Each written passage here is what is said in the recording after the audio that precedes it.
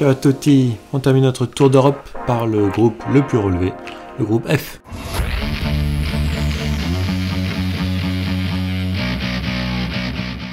Allez, comme d'habitude, n'hésitez pas à lâcher un petit like et dire en commentaire ce que vous pensez de nos pronostics et donner le vôtre, bien sûr. Dans le groupe F, il n'y a pas une, pas deux, mais 3 têtes de série avec le Portugal, champion d'Europe en titre, l'Allemagne et la France, bien sûr, champion du monde en titre. Ça fait 6 titres européens à eux 3. C'est clairement le groupe le plus relevé. Alors la France affrontera l'Allemagne, tout d'abord, le 15 juin, à Munich. Alors l'Allemagne, depuis quelques années, c'est pas forcément extraordinaire. Ils se sont fait battre il y a 3-4 mois par la Macédoine à domicile. Ce sera la dernière compétition du sélectionneur, qui pour le coup a rappelé quelques anciens comme Hummels ou Müller. On sait pas trop si la mayonnaise va prendre, mais quand même au vu des derniers matchs de préparation, il a trouvé un schéma tactique qui semble intéressant, avec une défense à 3, et du coup il déplace Kimmich, qui est pourtant un créateur, en latéral droit, ce qui libère une place de plus au milieu pour Kroos. Devant, on a une belle ligne d'attaque avec Gnabry, Müller, Havertz. Ça peut être intéressant, ça peut être dangereux. Ensuite, la France sera opposée à la Hongrie le 19 juin. Et encore une fois, on jouera chez l'adversaire, ce sera à Budapest. Et semble-t-il, les Hongrois auront la chance de jouer dans un stade plein. Ce serait le seul stade à avoir une jauge à 100% pendant l'Euro. Donc forcément, c'est un avantage pour eux. On va quand même se méfier de la Hongrie. Même privé de Dominik Szoboszlai, le joueur de Leipzig, qui sera forfait pour l'Euro. C'est une équipe quand même dangereuse. Ils ont très bien réussi leur Ligue des Nations avec 5 victoires, 2 nuls, 1 défaite, ce qui d'ailleurs leur a valu la qualification pour l'Euro grâce à ça. Et au mois de mars, ils ont fait 2 victoires, un match nul dans leur premier match de qualification pour la Coupe du Monde, en marquant 10 buts quand même, dont un 3-3 face à la Pologne. Et enfin, pour son dernier match, la France affrontera le Portugal, encore à Budapest. Alors, le Portugal, bien sûr, ils nous ont battus il y a 5 ans en finale de l'Euro. C'est un match qui est resté en travers de la gorge de pas mal de joueurs de l'équipe de France, notamment Paul Pogba qui en parlait récemment. Je pense que les Bleus auront à cœur de prendre une revanche contre eux lors de cet Euro.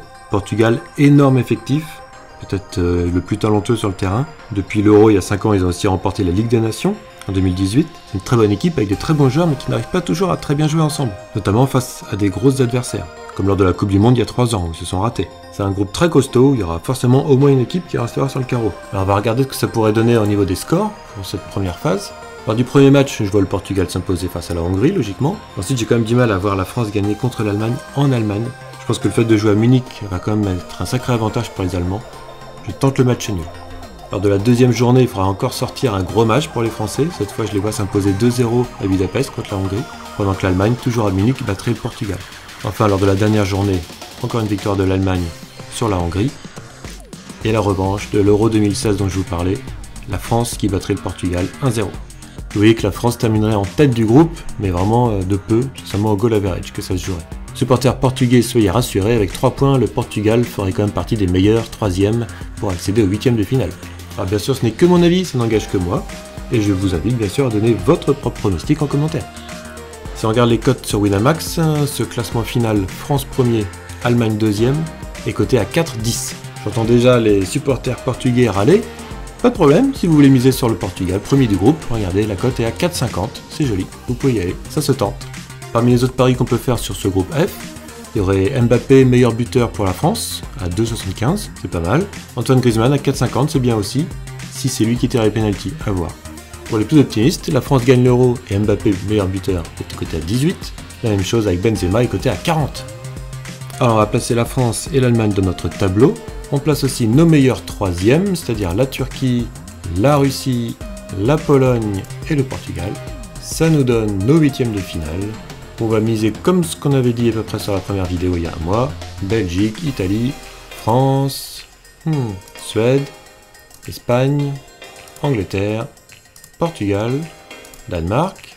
On repart avec Belgique, Italie, c'est 2 potentiels vainqueurs. On va dire l'Italie, France, Angleterre, Portugal. Donc sachant que le Danemark, pour moi, c'est vraiment un challenger potentiel jusqu'en quart, éventuellement demi, mais bon, là on va mettre le Portugal. Ce qui nous ferait une finale, on va dire Italie-Angleterre. Italie-Angleterre, pour moi, ce sont les 2 équipes qui ont le plus de chances de gagner.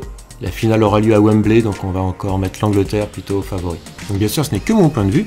Dites-moi ce que vous en pensez en commentaire. Et si vous voulez remplir ce tableau sur le site de Winamax, je vous mets le lien dans la description. Et vous aurez une chance ainsi de gagner les 10 millions d'euros promis à celui qui aura tout bon du début jusqu'à la fin. Bonne chance. En plus, en ce moment sur Winamax, il y a une offre très intéressante pour les nouveaux inscrits. Vous pouvez avoir jusqu'à 200 € de paris offerts pour commencer à jouer. Allez, maintenant j'ai vraiment hâte que l'Euro commence. Je pense que vous c'est pareil.